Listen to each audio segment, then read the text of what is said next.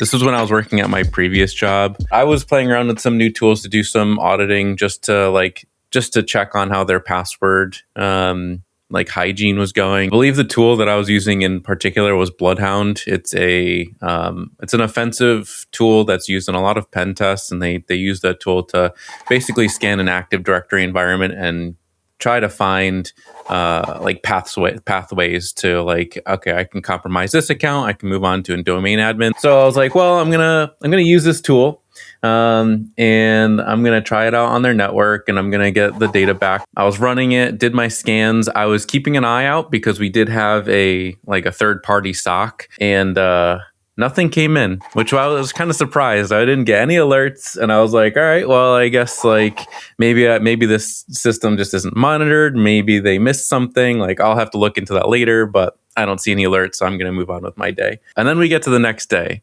And what I didn't tell you yet is that this was all around Thanksgiving.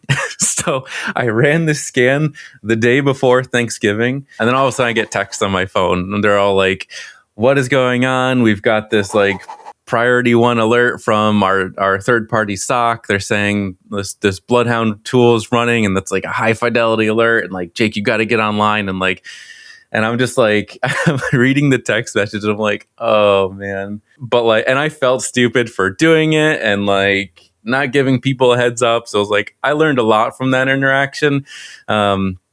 But I stuck to my guns. I didn't try to hide it. I just wanted to be honest. It was me.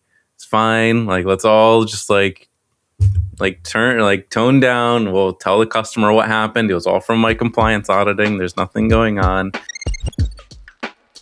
One of the things that people get wrong is that every attack is unique. The initial access, usually the thing that's being maybe there's a new exploit coming out, and that initial access is usually a thing that can be unique. And that's the thing as an industry and in this position, in this job, that's the kind of thing that you should be focusing on to stay up to date. But a lot of the follow-on activity, the stuff that attackers do after they get initial access, that's the stuff that is pretty darn consistent and common through all the different threads, no matter who you're dealing with, what threat actor, what's going on. One of the most common things, or at least the thing that if I were in different shoes or in customer shoes, or if I was still at my MSP, I think the biggest thing that would keep me up at night is just understanding the coverage that I personally have on my network.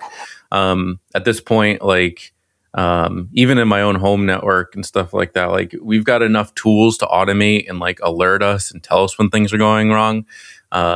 But the most important thing that keeps me up at night is understanding that I've got coverage on all the machines that I want to get coverage on, and that all the alerting is set up correctly, and that the automation actually works.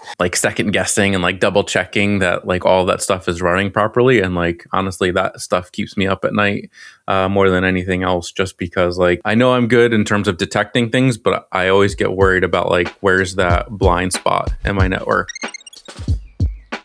I think one thing that shouldn't keep people up at night is all of the drama and fire chasing that a lot of these companies try to blow up and try to get traffic to their network. We're starting to see that even more with fear of AI.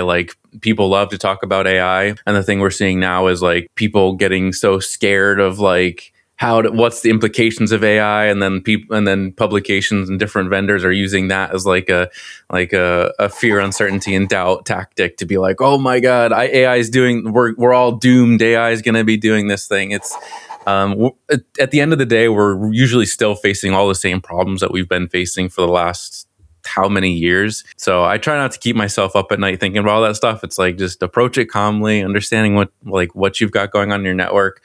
Understand that every article or everything you read might not be for you. Just focus on the noise that matters to you, and find good sources that try to take things from an honest and down to earth approach, rather than just everything's a fire, go crazy.